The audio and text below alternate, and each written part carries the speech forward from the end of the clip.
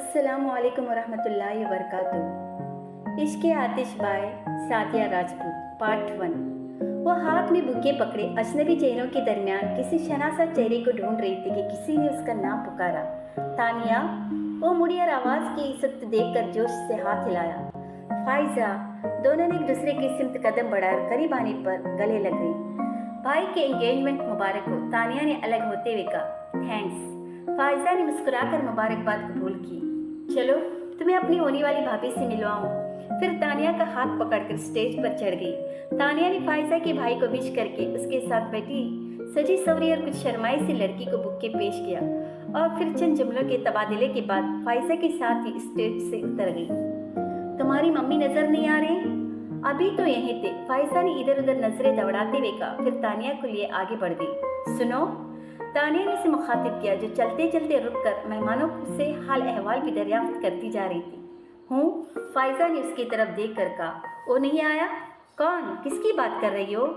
वो मुस्कुराहट दबाकर अनजान बनते हुए बोली। तुम्हारे कजिन की, तानिया ने संजीदगी से कहा। फाइजा मुस्तकिल शरारत के मूड में थी।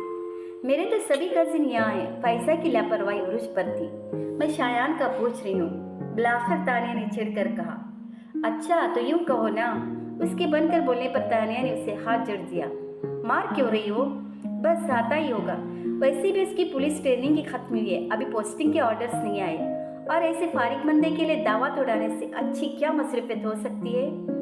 बात खत्म करती हुई पीछे हटी, कहीं तानिया शायान की हिमायत में उसे एक थप्पड़ और न जुड़ दे। तानिया ने उसे घूरा मगर फिर कस नजरअंदाज करते हुए पूछा। एक बात तो बताओ। पूछो। सूरत हाल काबू में देखकर फाइजा उसके बराबर आ खड़ी हुई। शायान किस रिश्ते से तुम्हारा कजिन है? असल में मेरी मम्मी शायान के मदर की कजिन है। अच्छा। सर हिलाते हुए तानिया ने सामने देखा तो उसकी नज़र डिनर सूट में मलबूस शायान के दराज कमत वजूद पर पड़ी। उसने फाइजा को पकड़कर झंझोड़ दिया। शायान आ गया। शुक्र है, नहीं तो तुम मुझे मार डालते। बको मत। तानिया ने शायान को देखते हुए उसे डांटा जो सीधा उन्हीं की तरफ आ रहा था। क्या हो रहा है? वो पास आकर बोला। तुम्हारे आने की खुशी में तानिया मेरा गला दबाने वाली है, फाइजा बेजारगी से बोली। शायान ने पहले उसकी शक्ल देखी फिर तानिया की, जिसके दोनों हाथ पीछे से फाइजा के शानों पर थे। तानिया ने बिदक कर अपने हाथ हटाए और जोर से उसे धक्का देकर बोली, दफा हो जाओ। हाँ हो रही हूँ, वैसे भी तुम जैसे कबाबों की हड्डी बनने में अपना ही नुकसान है। और हाँ, जाते जाते वो बोली, यहाँ से हिलना मत, मैं मम्मी को लेकर आती हूँ। वो चली गई तो शायान ने मुस्कुराहट दबाकर पूछा, क्या तुम वाकई उसको मार रही थी? बेकार की बातें मत करो, तानिया बुरा मुंह बनाकर बोली। तुम्हें नहीं पता उसे एक्टिंग करने का कितना शौक है? तानिया। कुछ पल की खामोशी के बाद शायान ने उसे पुकारा तो वो सर उठाकर उसे देखने लगी। एक बात कहूँ? कहो। शोल्डर कट बालों को चेहरे से हटाकर वो संजीदगी से उसकी तरफ मतवजा होकर बोली तो धीरे से मुस्कुराकर बोला, पहली बार तुम्हें यूं सजे सवरे रूप में देख रहा हूँ, अच्छी लग रही हो। वो पजल हो गई। वाकई वो हमेशा बहुत सादा से उली में रहा करती थी, अपनी तरफ से खासी लापरवाह, लेकिन आज खिलाफ मामूल हल्की एम्ब्रॉयडरी के शिफॉन की शलवार कमीज में दुपट्टा कंधों पर डाले हल्के मेकअप के साथ मैचिंग ज्वेलरी पहने काफी मुख्तलिफ लग रही थी। और तो और आज बाल भी बैल की कैद से आजाद शानों पर लहरा रही थी। शायान की उस कदरे डायरेक्ट जुमले पर हालांकि वो बस एक पल को ही गड़बड़ाई थी, फिर भी महसूस सी हंसी हंसकर तानिया ने खफगी से उसकी सिम देखा। क्या यही कहना था? वो फौरन बोली, नहीं, कहना तो कुछ और है, पर सोचा तुम्हारी थोड़ी सी तारीफ कर दूं। सुना है लड़कियों को अपनी तारीफ बहुत अच्छी लगती है, फिर उनसे जो भी कहा जाए वो फौरन मान जाती है। तुम क्या मनवाना चाहते हो? शायान की बात से कयास लगाकर उसने अब्रू उचकाकर पूछा। कुछ भी कहने से पहले वो कुछ पल चुप रहा, जैसे अल्फाज तरतीब दे रहा हो, फिर धीरे धीरे बोलने लगा। तानिया, मैं नहीं जानता मैंने कब इस तरह से सोचना शुरू किया, मगर ये बात मेरे दिल में बहुत अरसे से थी, बस कभी कहा नहीं। सोचा मुनासिब वक्त आने पर तुमसे कहूँगा। कुछ लम्हे खामोशी से सिरक गई। वक्त पता नहीं मुनासिब है या नहीं, मगर मैं अब और इंतजार नहीं कर सकता। अपनी बात के आखिर में उसने तानिया की तरफ देखा जो एक्टिंग उसे ही देख रही थी। शायान का गुम्बेर लहजा, सरज़दा अल्फाज और आंखों का वालियानापन। तानिया को लगा शायान आज वो सब कह देगा जिसे सुनने की ख्वाहिश 3 साल से उसके दिल में थी। तानिया, मैं तुमसे, एक्सक्यूज मी प्लीज। फाइजा की तेज आवाज से तलस्म टूट गया और वो दोनों चौंकर उसकी तरफ मुड़े जो कदरे भारी जसामत वाले मगर ग्रेसफुल मर्द का हाथ पकड़े उनकी तरफ आती दूर से ही चिल्लाई थी, मम्मी तो बिजी है, मगर देखो मैं पापा को लेकर आई हूँ। वो बोलते ही उनके पास आकर रुकी, फिर तारुफ कराने लगी। तानिया, इनसे मिलो, ये मेरे पापा हैं। फिर तानिया की तरफ इशारा करते हुए कहा, और पापा, ये मेरी best friend Tania Farooqui, most eligible businessman Noorul Huda Farooqui की बेटी।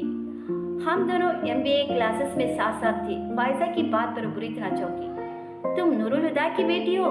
जी। नूरुल हुदा फारूकी एक मशहूर शख्सियत थे और अक्सर सानिया के बताने पर उनके हवाले पर लोग चौंक कर सवाल करते थे, इसलिए तानिया ने कुछ खास नोट्स न लिया। क्या आप मेरे पापा को जानते हैं? उन्हें कौन नहीं जानता। अब वो संभल कर बोल रहे थे। He is the leading industrialist of the country. और लास्ट वीक बिजनेस मैगजीन में जो उनका इंटरव्यू छपा था, कमाल का था। वो बहुत से लोगों के लिए इंस्पिरेशन है। एनीवे, MBA तो कंप्लीट हो गया, अब क्या कर रही हो? अपने पापा की तारीफ पर उसे फितरी तौर पर खुशी हो रही थी। उनकी बात के जवाब में मुस्कुरा कर बोली, पापा का ऑफिस ज्वाइन कर लिया है। गुड। वो खुश दिली से बोली, ओके बेटा, मुझे कुछ और मेहमानों को भी वक्त देना है, तुम लोग एंजॉय करो। वो नाकाबिल फहम अंदाज में मुस्कुराते हुए चले गए तो तानिया को एकदम से शायान का ख्याल आया। वो पलटी, मगर वहाँ कोई नहीं था। उसने तेजी से नजरें दौड़ाई, मगर शायान कहीं नजर नहीं आया। क्या बात है? फायजा ने उसे कुछ ढूंढते पाकर पूछा। शायान अभी तो यही था, कहाँ चला गया? अरे हाँ, ये अचानक कहाँ गायब हो गया? तानिया उसकी बात को अनसुनी करते हुए शायान की तलाश में गेट तक आई तो उसने शायान को हॉल से बाहर जाते देखा। शायान, बात सुनो, वो बेसाख्ता पुकारी, मगर शायान ने जैसे सुनाई न हो और बाहर निकलता चला गया।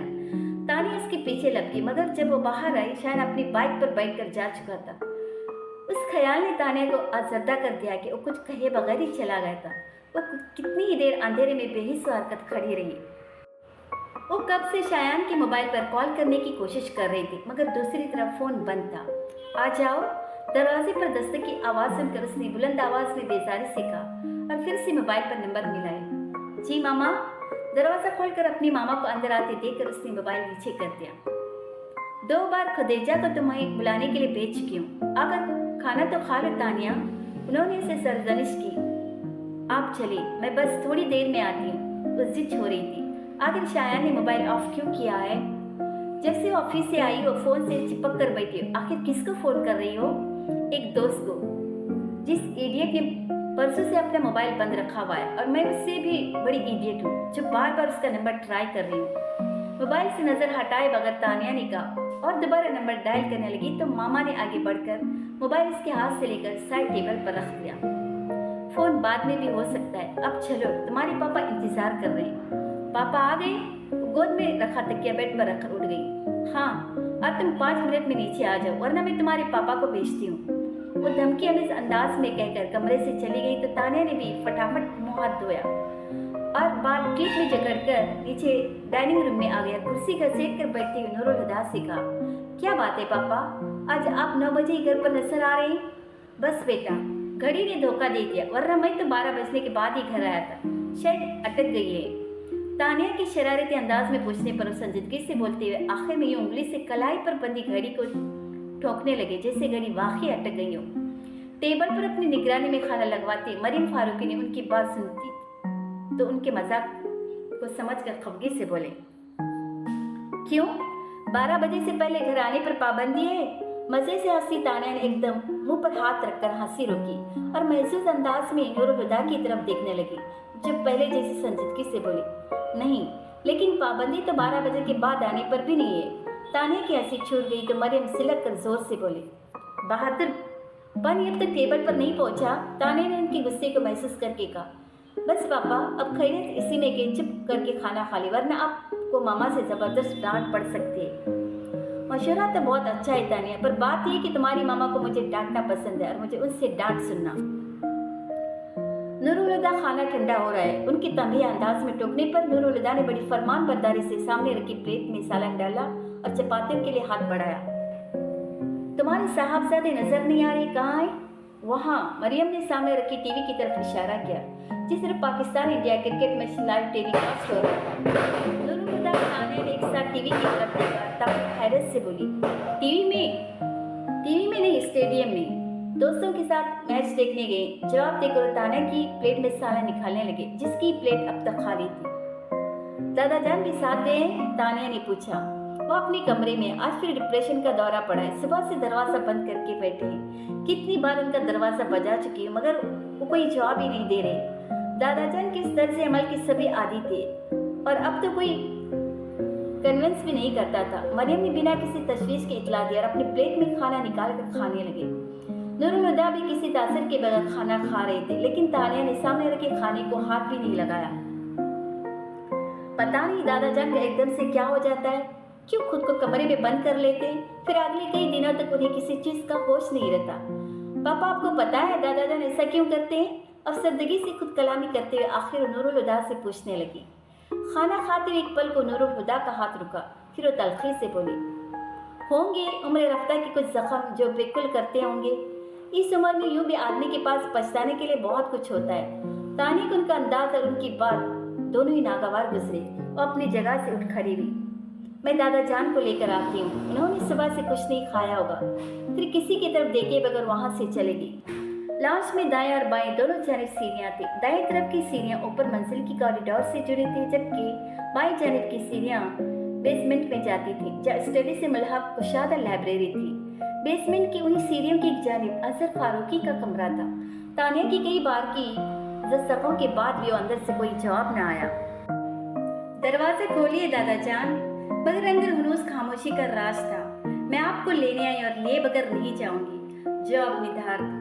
ठीक है, आपको दरवाजा नहीं खोलना तो न खोले, मैं भी यही दरवाजे के पास ही बैठी रहूंगी। और फिर वो सच में दरवाजे के पास दीवार से टेक लगाकर बैठ गई। अगले कुछ चार पलों की खामोशी के बाद हल्की सी क्लिक की आवाज के साथ दरवाजा खुल गया। तानिया ने सर उठाकर देखा तो अजहर फारूकी जरा सा दरवाजा खोलकर चेहरा बाहर निकाले उसे देख रही थी। अंदर आ जाओ, इतना कहकर वो दरवाजा खुला छोड़कर वापस मुड़ गई। तानिया उठी और अंदर कमरे में चली गई। बैठो, उन्होंने तानिया से बैठने को कहा तो तानिया को महसूस हुआ जैसे उनकी आवाज रुंधी हुई है। उनके चेहरे पर भी आंसुओं के निशान थे, आंखें झुका रखी थी। फिर भी तानिया को अंदाजा था कि वो सुर्ख हो रही होंगी। हर बार की कैद तनाही के बाद उनकी हालत ऐसी दिगरगुम हुआ करती थी। फिर भी तानिया को अजीब लगा। वो रिटायर्ड कर्नल थे और उनकी बाराब शख्सियत से जापसती टपकती थी। 70 बरस की उम्र में भी उनकी सेहत काबिल रिश्क थी। कुछ सालों से ब्लड प्रेशर के मसले के सिवा उनको कभी कोई परेशानी नहीं हुई। अलबत्ता उम्र की ज्यादती की वजह से उनके शाने कतरे झुक गए थे, मगर उनके राब, दबदबे और शख्सियत से अक्सर मुख्तलिफ तानिया ने हमेशा उन्हें नरम मिजाजी पाया था। उनकी कड़कड़ाती भारी आवाज़ तानिया ने हमेशा सरगोशियों जैसी धीमी सुनी थी। को मलाल की एक मुस्तकिल कैफियत उनके सुर्ख सफ़ेद चेहरे की मकीन थी। फिर भी तानिया को चट्टान की तरह मजबूत लगा करते थे, मगर उस वक्त तो बेहद कमजोर और शिकस्ता दिखाई दे रहे थे। तानिया दिल ही दिल में उलझती बेड के कोने पर टिक गई। वो आहिस्ता खरामी से चलते आतिशदान के पास कुर्सी के साथ रखी तपाई तक आए। उस पर खुली पड़ी रेड कोर की डायरी उठाई और उसी तरह चलते स्टडी टेबल तक आ गई। डायरी को दराज में रखकर दराज को लॉक किया और चाबी हाथ में ले ली। फिर तानिया को मुखातिब किए बगैर कहा, मैं फ्रेश होकर आता हूँ, और कमरे में बने अटैच्ड बाथरूम में चले गई।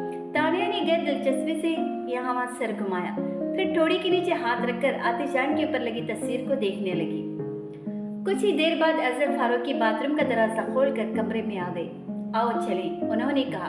तानिया फौरन उठ खड़ी हुई। साथ साथ दोनों को डाइनिंग रूम के दरवाजे से आता देखकर नूरुल हुदा का मुंह की तरफ जाता हाथ वहीं रुक गया। उन्होंने रिवाला प्लेट में रखा और अजीब सी नजरों से अजहर फारूकी को देखने लगी। कुर्सी खींच कर उन्हें बिठाते हुए तानिया ने अपने पापा को देखा तो ठिठक गई। दूसरी तरफ नूरुल हुदा ने उसकी निगाह को महसूस करके आंखें झुकाते हुए प्लेट से निवाला उठाकर मुंह में रखा, मगर उसे निकलने के लिए उन्हें पानी का सहारा लेना पड़ा था। तानिया कसरत उन्हें नजरअंदाज करके खुद भी बैठ गई। अजहर फारूकी की प्लेट में खाना निकालते हुए उठलाते हुए मरियम से कहा, देखा मामा, मैंने कहा तो। दादाजान फौरन आ गई। दादाजान कभी मेरी बात टाल ही नहीं सकती, पर जिसकी माननी चाहिए थी उसकी तो इन्होंने कभी नहीं मानी।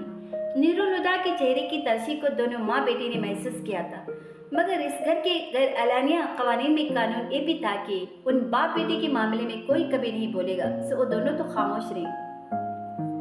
मगर दादाजान के हाथ में पकड़ा पानी का गिलास छलक पड़ा था। तानिया ने फौरन उनके हाथ पर हाथ रखा और गिलास उनके होठों से लगा दिया। पानी का घूंट भरते हुए अजहर फारूकी की आंखें डबडबा गई थी। खाने के बाद वो अपने कमरे में सोने के लिए आई तो मोबाइल देखकर उसे शायान का ख्याल आया। बेड पर नींदराज होते उसने शायान को फ़ोन किया, मगर उसका सेल फोन हस्बे साबिक बंद था। बस बहुत हो गया, अब दोबारा ट्राई नहीं करूंगी। उसने मोबाइल तकिए पर पटखा और धप से लेट गई। फिर सुबह सब कुछ भुलाए और फिर से शायान का नंबर ट्राई करती रही। फाइजा प्लीज, मैं परेशान हो गई हूँ। पहले तो उसने फ़ोन बंद कर रखा था और अब कॉल तो जाती है मगर वो फ़ोन नहीं उठा रहा। एक तो तानिया, तुम ना जरा सी बात पर परेशान हो जाती हो। ये जरा सी बात है, वो भड़क गई। पिछले 2 हफ्तों से मैं पागलों की तरह उसे कॉल मिला रही हूँ और वो जरा फ़ोन ही नहीं उठा रही। भाई हो सकता है वो बिजी हो। फायजा ने उसे ठंडा करना चाहा पर वो और भी बिदक गई। बैठे बिठाए एएसपी साहब ने ऐसी क्या मसरूफियत ऐजाद कर ली है जो फ़ोन नहीं उठा सकते। आपकी फायजा भी जिद होकर बोली, ओफो, तुम्हारी सुई तो एक ही जगह पर अटक गई है, अब फ़ोन रखो। मेरा बॉस सारा काम छोड़कर मुझे अपनी उल्लू जैसी आंखों से घूर रहा है। नौकरी से निकलवाओगी?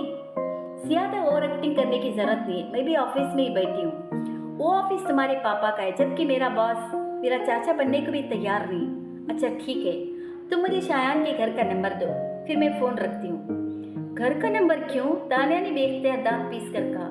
वैसे जल्दी जल्दी की रट लगा रखी है, मगर क्यों, किस लिए भी पूछना जरूरी है? फिर कुछ नॉर्मल लहजे में कहा, देखो मोबाइल पर तो कॉल रिसीव कर नहीं रहा, घर का फ़ोन तो उठाएगा। हाँ मगर मेरे पास उसके घर का नंबर नहीं है। व्हाट? उधारी? शायद तुम्हारा कजिन है और तुम्हारे पास उसके घर का नंबर नहीं है मगर वो पुराना वाला है, नया मुझे याद नहीं, मम्मी की डायरी में लिखा होगा। ठीक है, घर पहुंचते ही मुझे फ़ोन करना। करूँगी, और अब फ़ोन रख दो, बाय। कहने के साथ ही उसने लाइन काट दी तो तानिया ने भी फ़ोन रखकर वैक्सीनेशन स्टेटमेंट पर नज़र डाली, जिसे फ़ोन करने से पहले चेक कर रही थी। तभी किसी ने उसके ऑफिस के दरवाजे पर दस्तक दी। कम इन, उसने सर उठाए बगैर कहा। कोई दरवाज़ा खोलकर ऑफिस में आया और अपने पीछे दरवाज़ा बंद करके तानिया की मतवजा होने का इंतजार करने लगा। तानिया ने किसी की आमद को तो महसूस किया, फिर जब कोई आवाज़ नहीं आई तो उसने दरवाजे की तरफ देखा। 17-18 साल का साफ रंगत वाला लंबा मगर दुबला लड़का, ग्रे रंग की पैंट पर उसी रंग की शर्ट पहने, बाजू सीने पर लपेटे, ज़ेरे मुस्कुराहट के साथ उसे ही देख रहा था। तानिया को अपनी तरफ मतवजा होते देखकर वो लंबे लंबे डग भरता उसकी तरफ आ गया। फिर एक हाथ टेबल पर रखकर झुकते बोला, आपको अभी और इसी वक्त हमारे साथ चलना होगा। उसकी बात सुनकर तानिया दिलचस्पी से मुस्कुराई और एक हाथ ठोड़ी के नीचे रखकर वो टेबल पर आगे हुई। उसके अंदाज में बोली, और अगर मैं न चाहूँ तो मैं आपको जबरदस्ती खंदा पर उठाकर ले जाऊंगा। वाकई? तानिया मरऊब हुए बगैर इत्मीनान से बोली। आजमा ली। उधर इसके इत्मीनान में भी कोई फर्क नहीं आया। तो ठीक है। तानिया ने अपनी सीट पर पीछे होते मुस्कुराहट दबाई। उठा कर ले जाओ। अब उसके चेहरे से मुस्कुराहट गायब हो चुकी थी। वो आंखें सकेरे तानिया को घूरता रहा, फिर सर झटक कर सीधा हुआ और दरवाजे की तरफ मुंह करके जोर से बोला, नंबर 2। अभी उसकी आवाज़ की बाज़गश्त बाकी थी कि दरवाज़ा खुला और उसकी उम्र और उसी जैसे होली वाला कतरे सांवली रंगत का उसका हमशक्ल कारपेट पर लुढ़क गया। फर्श पर पड़े लड़के ने अपने गूगल्स की कारपेट से उठाए और घुटनों पर से पेंट झाड़ कर उठ खड़ा हुआ। उमेर के बच्चे, तुम्हें कितनी दफ़ा मना किया है मुझे नंबर 2 ना कहा करो। उमेर आंखें फाड़े किसी बुत की तरह एक ही सिफ्त देखे जा रहा था। अबे स्टेच्यू बने क्यों खड़े हो? उसने टोका। फिर खुद भी मुड़कर देखा तो फौरन उसे अपने फर्श नशीन होने की वजह समझ आ गई। मारे गए एकदम उसके मुंह से निकला। उमेर ने पीछे से उसके कंधे पर हाथ मारा। भाग से। वो दोनों भागकर तानिया की चेयर के पीछे जा छुपे, जो दोनों हाथ मुंह पर रखे हंसी रोकने की कोशिश में लूट-पुट हो रही थी। बाहर निकलो तुम दोनों। दरवाजे के हैंडल पर हाथ रखकर खड़े नूरुल हुदा गुस्से से बोले तो वो दोनों लटके हुए चेहरों के साथ सामने आ गए। इन दोनों को पार्किंग में देखकर ही मैं समझ गया था कि सीधे तुम्हारे पास ही आएंगे। उमेर तो अंदर था, पर तुम्हें पता है उसे क्या कर रहा था? ये साहबजादे घुटनों के बल बेटे की हॉल से तुम्हारे कमरे में झांक रहे थे। देखो जरा इन दोनों की हरकतें। हर चंद की तानिया को मालूम था उनका गुस्सा मसनवी है, पर अपने भाइयों के उतरे चेहरे देखकर कहा, जाने देना पापा, बच्चे हैं। मगर पेटों को रद्दी होती हालत उन्हें इतना महसूस कर रही थी कि वो मजीद खिंचाई करने के अंदाज में बोले, पहले पूछो इनसे, ये दोनों यहाँ क्या कारनामा करने आए थे? उज़ैर जल्दी से बोला, हम कारनामा करने नहीं आए पापा, हम तो आप ही से मिलने आए थे। सुबह नाश्ते पर इनसे मुलाकात नहीं हुई, इसलिए दिल बेचैन सा था। फिर कॉलेज से वापस आकर हमने सोचा आप ही से ऑफिस जाकर मिल लेते हैं, बोला उमेर। आलापाई की बकवास एक्टिंग करते हुए उसने उमेर से मदद मांगी, जो फौरन ही मिल गई। बिल्कुल पापा, ये दो नंबर ठीक कह रहा है। तुमने फिर मुझे 2 नंबर कहा। उज़ैर सब छोड़कर उसके पीछे पड़ गया। तुम मुझसे पूरे 15 मिनट छोटे हो तो हुए ना नंबर 2। हाँ उज़ैर की हाँ। इस कदर मुदब्बिराना थी जैसे ये बात आज ही उसके इल्म में आई हो। तुम दोनों फिर से शुरू हो गए। नूरुल हुदा ने टोकते हुए तानिया की तरफ मुड़े। ये दोनों अगर 5 मिनट और ऑफिस में रहे तो भौचाल आ जाएगा और तुम्हें लिए वगैरह टिकेंगे नहीं, इसलिए तुम इन दोनों के साथ जाओ, तुम्हारा काम तारिक देख लेगा। ओके, तानिया सर हिलाकर बोली तो उमेर जल्दी से आगे हुआ। हम सिर्फ आप ही को लेने नहीं आए, आप भी हमारे साथ चलें। वो पलटने लगे थे, रुक कर पूछा, खैरत? दादा जान का बर्थडे यार आप हमेशा भूल जाते, तो हमने सोचा इस बार आपको खुद ही लेने आ जाते, चलें? उज़ैर बोलते हुए पास आकर उनकी बाजू थाम कर बोला, सॉरी बेटा, मैं इस बार भी नहीं आ पाऊंगा। एक पल में उनके चेहरे की उजलाहट तन गई थी। उमेर को बहुत बुरा लगा था। क्यों? मेरी फॉरेन डेलीगेशन के साथ मीटिंग है, मैं कैसे आ सकता हूँ? उज़ैर बच्चों की तरह मुंह फुलाकर बोला, मीटिंग कैंसिल कर दे। उन्होंने भी बच्चों की तरह उज़ैर को पुचकारा, समझा करो बेटा, मीटिंग कैंसिल नहीं हो सकती। तो फिर आपने आज के दिन मीटिंग रखी क्यों, जबकि पता है 29 नवंबर को दादा जान का बर्थडे होता है और हम सब मनाते भी हैं। इससे पहले कि नूरुल हुदा उसे बहलाने को कुछ और बोलती, तानिया ने कहा, जाने दो उसे, पापा नहीं आएंगे, मीटिंग वाकई बहुत अहम है। नूरुल हुदा ने इसकी बात पर चौंक कर उससे देखा। वो जानते थे कि तानिया जानती है कि वो जिस फॉरेन डेलीगेशन की बात कर रहे हैं वो कल दोपहर को वापस जा चुका था और उसी बात ने उन्हें चौंकाया था। फिर उन्होंने तानिया का चेहरा देखा तो समझ गए कि उसने जो कुछ भी कहा है उनका भरम रखने के लिए नहीं कहा, बल्कि वो उन पर जता रही है। वो शर्मिंदा हो गए और ऐसा पहली बार नहीं हुआ था। तानिया ने इशारे से उज़ैर और उमेर को चलने के लिए कहा और खुद वो छोटे छोटे कदम उठाती नूरुल हुदा के सामने जा रुकी। आप दादा जान का बर्थडे कभी नहीं भूलते हैं ना पापा? उन्होंने बस उसे देखा और चुपचाप वहाँ से चले गए। हाई क्लास की बाकी खवातीन की तरह मरियम फारूकी को भी सोशल वर्क का शौक था। हाँ, मगर ये बात तो थी कि तरजीहात की लिस्ट में उनके बच्चे सबसे पहले आते थे। किसी वर्कशॉप और कॉन्फ्रेंस को उन्होंने कभी भी बच्चों से ज्यादा अहमियत नहीं दी। उस दिन भी क्लब के मेंबर्स की जॉइंट मीटिंग थी, मगर वो माजरत करके उठ गए। उनके पहुंचने तक कस्से फारूकी में अच्छा खासा हंगामा बंबा हो चुका था। लॉन चेयर्स के साथ रखे टेबल से गुब्बारों का एक गुच्छा बड़े एहतिमाम से बंधा हुआ था और शौक रख के हर गुब्बारे पर हैप्पी बर्थडे लिखा नजर आ रहा था। राहदारी में भी ऐसे गुब्बारे हर जगह बंधे थे। वो हर तरफ का जायजा लेते सिटिंग रूम में पहुंचे, जहां रखा भारी फर्नीचर न जाने किस तरह खिसकाकर मनपसंद कोनों में घुसाया गया। जिसके बाद खाली पड़े कॉलिन पर लकड़ी की ऊंची पुश्त वाली कुर्सी एक छोटे से टेबल के साथ बिल्कुल दरमियान में रखी थी, जिसके सामने और दाएं बाएं कुशन पड़े हुए थे और बहुत से गुब्बारे इजाफी आराइश के तौर पर यहाँ भी सजाए गए थे। मरियम फारूकी ने अपना सर पीट लिया। ये क्या हो रहा है इस घर में? खुदेजा, बहादुर, रशीदा, वो एक एक करके तमाम मुलाजिमों को आवाज देने लगे। एक मुलाजिम किसी कोने से निकलकर सामने आया। जी बेगम साहब, ये फर्नीचर यहाँ से क्यों हटाया है और ये गुब्बारे किसने बांधे? जी वो, मरियम समझ गई। अच्छा, तो ये तीनों की हरकत है। कहाँ ये तीनों? किचन में। अब वहाँ ये लोग क्या तूफान मचाएंगे? वो बड़बड़ाते किचन की तरफ चल पड़े। डाइनिंग रूम से बाहर तक सुनाई देते कहीं गाँव से पता चलता था कि वो तीनों अपनी पसंद का कोई कारनामा कर चुके हैं और किचन के दरवाजे से दाखिल होते ही उनके ख्याल की तस्दीक भी हो गई। किचन उस तरह फैला हुआ था जैसे दो ताकतवर फौजों के बीच घुमसान का रन पड़ा हो। फर्श पर पड़े अजीब से आमेजे से बचते हुए उनकी नजर बहादुर पर पड़ी। वो दोनों पैर उठाकर स्टूल पर रखे बैठा, दोनों हाथों से अपना कचड़ी बालों वाला सर पकड़कर बंद आंखों से आगे पीछे झूलता हुआ जैसे अपने अंदर उठती उबाल को दबाने की कोशिश कर रहा था।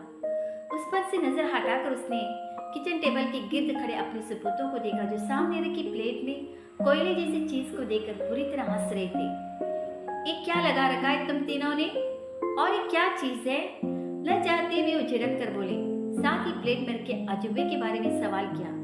केक, उसे ने बड़ी सादगी के साथ एक लफ्ज़ी जवाब दिया, जबकि बाकी दोनों सूरत हाल की नज़ाकत को देखकर खामोश रहे। एक केक है? वो हैरान हुई। किसने बनाया है? आप ही ने, फौरन बोला। तानिया ने खींचकर हाथ उसकी गद्दी पर मारा। उस वार्निंग के साथ उसने बयान बदल दिया। नहीं उमेर ने, मैंने कब बनाया? उसने आंखें दिखाई। तुम लोग कभी चुप भी कर जाया करो, वो डांट कर बोले। और तुम? वो तानिया की तरफ मुड़ी। हद करती हो तानिया, बड़ी हो, बजाय इसके कि भाइयों को टोको तुम भी उनके साथ मिल गए। हम तो बस दादा जान के लिए बर्थडे केक बना रहे थे, उसने कमजोर सी आवाज में सफाई दी। उमेर ने उसके जुमले को उचक कर कहा, वो अलग बात है कि ऊन से कोयला बरामद हुआ है। और तुम तीनों खी करके हंसने लगी। वो कुछ नरम होकर बोले, केक मैं बेक कर देती हूँ, मगर एक शर्त पर। क्या? तीनों हम आवाज होकर बोले। जितनी देर में मैं फ्रेश होकर आती हूँ तुम तीनों किचन साफ करोगे और बहादुर सिर्फ निगरानी करेगा। उठो बहादुर और देखना इनमें से कोई भागने न पाए। वो जा चुकी तो बहादुर सीना चौड़ा करके स्टूल से उठ खड़ा हुआ। चले उमेर साहब, आप फर्श साफ करें, और तानिया बीबी आप हुसैन साहब के साथ मिलकर बर्तन धोएं। इतना मारूंगी ना, याद रखोगे। तानिया ने धमकाने के अंदाज में हाथ उठाया तो बेचारा बहादुर वही दबक गया। उमेर ने डस्टर उठाकर जाकर बहादुर के हाथ में दे दिया। चलिए बहादुर साहब, फर्श साफ करें, फिर आपको बर्तन भी धोने। मरीम वापस आए तो बहादुर रगड़ रगड़ कर फर्श साफ कर रहा था। उन्होंने तीनों को घूरा जो खुद भी गड़बड़ा गए थे। क्या कहा था मैंने? हम तो फर्श साफ कर रहे थे, बहादुर खुद ही। Shut up! उन्होंने तानिया को बीच में ही चुप करा दिया। फिर बहादुर को एक तरफ स्टूल पर बैठने को कहा और उन तीनों से पूरा किचन साफ करवाया। उनको मुंह बंद करके काम करना देखकर बहादुर दांत निकाल रहा था और उतने उसके दांत को देखकर आंखें, मगर मामा की मौजूदगी की वजह से उसे कुछ कह नहीं सकी। वो जब केक बेक कर चुके तो तीनों को लेकर सिटिंग रूम में आ गए और उनके अरेंजमेंट को छेड़े बगैर उन्हीं से सारा फर्नीचर उसकी जगह पर वापस रखवाया। उठवाते वक्त उन्होंने सिर्फ ऑर्डर्स दिए थे, अब खुद भारी फर्नीचर उठाना पड़ा तो अकल ठिकाने आ गई। हाय मामा, बाजू दुख रहे हैं। फर्नीचर सेट करके तीनों कालीन पर देर वेट करा रहे थे। जितना चाहे शोर मचा लो, मुझ पर कोई असर नहीं होगा। उन्हें भी पता था मामा पर कोई असर नहीं होगा, इसलिए जल्दी कराना भूलकर कैरम खेलने बैठे और साथ में मरियम को भी मिला लिया। 9 बज गए मामा, मैं दादा जान को बुला कर लाती हूँ, केक काट लेती है। 9 बजते ही तानिया उठ गई। अपने पापा को तो आ जाने दो, उनके डोकने पर वो तलख से लहजे में बोली। 29 नवंबर के दिन पापा की वापसी 2-2:30 बजे से पहले नहीं होती, मगर बाबाजान तो हर बार उनका पूछते और आसान से कहकर चुप हो गई। ठीक है, केक नहीं काटेंगे पर खाना तो खा सकते हैं, उसने बुलाकर उनकी बात मानकर कहा और अजहर फारूकी को बुलाने चली गई। दरवाजे पर हल्की सी दस्तक के बाद कोई आवाज नहीं उभरी तो तानिया ने दरवाजे की नाव पर हाथ रखकर जरा सा घुमाया और दरवाजा भी आवाज खुलता चला गया। कमरे की हल्की जद रोशनी में तानिया ने अंदर झांका तो निगाह सीधी कदीमी तर्ज के बने गैस से जलने वाली आतिशदान पर लगी तस्वीर पर पड़ी और हमेशा की तरह आज भी तानिया को तस्वीर सांस लेती हुई महसूस हुई। अजहर फारूकी आतिशदान के सामने रॉकिंग चेयर पर बंद आंखों के साथ नीम दराज थे। रेड डायरी बंद उनके सीने पर रखी थी और एक हाथ उस डायरी पर था, दूसरा हाथ बेजान से अंदाज में उनके सुनहरी फ्रेम की ऐनक को पकड़े गोद में धरा था। आतिशदान रोशन था और कमरे में फैली जर्द रोशनी उसी से निकल रही थी जिसने माहौल को पुरस्कार बना दिया। तानिया ने आहिस्तगी से दरवाजा बंद किया और दबे कदम चलती उनके सामने कारपेट पर बैठ गई। उन्हें आवाज देते हुए वो हिचकिचा रही थी कि कहीं वो सो न रही हो। फिर कुछ सोचकर उसने अपना हाथ उनके घुटने पर रख दिया। कर्नल अजहर फारूकी बहुत जोर से चौंके। ये अंदाज से किसी की पहचान था। उन्होंने तड़प कर अपनी आंखें खोल दी मगर उन्हें दिखाई नहीं दिया। तानिया ने उन्हें आंखें खोलता देखकर कुछ कहा था मगर उन्हें कुछ सुनाई नहीं दिया। उनकी आंखें किसी और ही मंजर में उलझ गई थी। उनके कान उस आवाज को सुन रहे थे जिसे एक बार और सुन लेने की ख्वाहिश बरसों से उनके दिल में थी। तानिया के गैर इरादी अमल ने उन्हें बहुत पीछे धकेल दिया। Happy birthday to you, happy birthday to you, happy birthday dear बाबा। आतिशदान के सामने रॉकिंग चेयर पर नीम दराज अजहर फारूकी ने उसकी गुनगुनाती आवाज़ भी सुनी थी और उसका अपने कदमों में बैठना भी महसूस किया था, लेकिन फिर भी वो आंखें बंद किए उस पल का इंतजार करते रहे जब उनकी सारी थकन समेट लेती और फिर उसने बहुत आहिस्ता से उनके घुटने पर हाथ रख दिया। अजहर फारूकी ने धीरे से आंखें खोलकर आसमानी रंग के कपड़ों में मलबूस उस आसमान की परी को देखा जिसके चेहरे के गिर्द बिखरे लंबे सुनहरी माइल घने बाल रात और चांद का अक्स लग रहे थे। वो धीरे से मुस्कुरा दी। वो खिलखिलाकर हंस पड़ी। हैप्पी बर्थडे बाबा जान। थैंक यू बेटा, वो बोली और शिकायत करने लगी, तारीख बदलने में अब बस चंद मिनट ही बाकी हैं। अब जाकर बाप को विश करने का ख्याल आया है। सॉरी बाबा जान, मगर मुझे याद था, बस हादी भाई का इंतजार कर रही थी कि वो आ जाए तो केक साथ में ही काटेंगे। बोलती वो जरा सा तपाई की तरफ खिसक गई और केक पर लगी कैंडल को जलाने के लिए माचिस उठा ली। अजहर फारूकी ने सवाल किया, नूरुल हुदा अभी नहीं आया? नहीं, तो फिर उसे आ जाने दो। माचिस जलाते इसके हाथ वहीं रुक गए। बाबा जान, 12 तो बस बजने ही वाले और सालगिरह तो अपनी तारीख पर ही अच्छी लगती है, मगर इंतजार कर लेने में कोई हर्ज नहीं। अपनी बात कहकर उठे और खिड़की के साथ रखे स्टडी टेबल पर तरतीब से रखी किताबों में से एक किताब उठाकर उसके वर्क पलटने लगी और वो चुप सी हो गई। फिर उसने उंगलियों में दबी माचिस की तीली को जलाया और जब रक्स करते नन्हे से शौले का अक्स उसकी आंखों में चमकने लगा तो फूंक मारकर माचिस बुझाते उठ गई और साथ ही तपाई पर से केक की प्लेट भी उठा ली। अपनी नजरअंदाज किए जाने पर उसके चेहरे से झलकती तकलीफ जिसे वो आज अपने दिल में महसूस कर रही थी, उस दिन उन्होंने देखी भी नहीं थी। वो दरवाजे तक भी न पहुंची थी कि हॉर्न की तेज आवाज सुनाई दी। हादी भाई आ गई कहकर उसने प्लेट वापस रखी और बाहर की तरफ दौड़ गई। भागते हुए लॉन्च से गुजर कर वो एंट्रेंस डोर की तरफ बढ़ी। ठीक उसी वक्त नूरुल हुदा दरवाजा खोलकर अंदर आने लगे और सामने से आती लड़की से टकरा गए और उससे पहले कि उन्हें साथ लेकर दूसरी तरफ जा गिरती, खुद को संभालते हुए नूरुल हुदा ने उसे भी संभाल लिया। अरे भाई, आराम से, गिर जाओगी। उसे खुद से अलग करते हुए वो बोली, बाय द वे, अगर तुम्हारा इरादा ओलंपिक्स में हिस्सा लेने का है तभी दौड़कर ग्रेस जाने की क्या जरूरत है? उसे हजल सा छोड़कर वो लाउंज की सीढ़ियों की तरफ बढ़ गए तो पीछे से बोली, हादी भाई कहाँ जा रहे हैं? अपने कमरे में। वो पलट कर बोली, जी नहीं। पास आकर उनका बाजू थामते हुए बोली, आप मेरे साथ चल रहे हैं? तुम्हारा इस वक्त आउटिंग का प्रोग्राम है? वो घबरा कर बोली। हालांकि वो थक चुके थे और फौरन सोना चाहते थे, फिर भी उनके लहजे में उकताहट की बजाय वही नरमी थी जिस लड़की के लिए मखसूस थी। नहीं भाई, बाबा जान के पास चलने को कह रही हूँ, वो कब से आपका इंतजार कर रहे हैं। बाबा जान अभी तक जाग रहे हैं? वो चौंक कर बोले, इसका मतलब आज से देर से आने पर डांट पड़ेगी और पढ़नी भी चाहिए, मगर इस वक्त बाबा जान आपकी क्लास लेने के लिए नहीं बल्कि अपना बर्थडे सेलिब्रेट करने के लिए आपका इंतजार कर रहे हैं। अरे हाँ, आज तो 29 नवंबर है। उस सर पर हाथ मारकर बोली, फिर उसकी तरफ देखकर कहा, अगर मैं भूल ही गया था तो तुम मुझे याद नहीं करा सकते थे? एक्सक्यूज मी, वो बुरा मान कर कहने लगी, आप तो हर साल भूल जाते हैं, हमेशा मुझे ही याद कराना पड़ता है, वरना खुद से आपको अपना बर्थडे भी याद न रहे। ओके ओके, वो जल्दी से बोले, ये झगड़ा बाद में देखेंगे, अभी बाबा जान के पास चलो। फिर उसके कंधों पर बाजू फैलाकर साथ लिए वो बाबा जान के कमरे में आ गई। आइए बरखुरदार, कब से आपका इंतजार है? बाबा जान उन्हें देखते ही बोले। Happy birthday.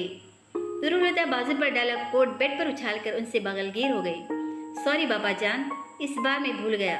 उनसे अलग होते उसे कुन आंखों से देख कर उसे छेड़ने के लिए बोले। उसने मुंह फैलाकर रुख फेर लिया। चले बैठे। उन्हें सोफे पर बिठाते उसकी नजर केक पर पड़ी तो पलटकर केक की प्लेट और माचिस उठाकर सोफे पर आ बैठी। प्लेट टेबल पर रखकर उन्होंने मोमबत्ती जलाई और केक काटने की छुरी उठाकर बाबा जान को पकड़ाई। फिर उसे देखकर बोली, वहाँ क्यों खड़ी हो, इधर आओ। और वो आकर बाबा जान की दूसरी तरफ बैठ गई। दादा जान केक काट ले। क्या? बाबा जान बच्चे केक काटने को कह रहे। अब किस तरह ध्यान से उन्होंने अपने आसपास देखा। तानिया हाथ में छुरी लिए मुंतजर सी उनके साथ बैठी थी, जबकि मरियम दूसरी तरफ थी और उमेर उसे सामने बैठी थी। सबकी तरफ देखकर पूछा, नूरुल हुदा नहीं आया? नहीं। और अब तो 12 बजने वाले हैं दादा जान, केक काट लीजिए।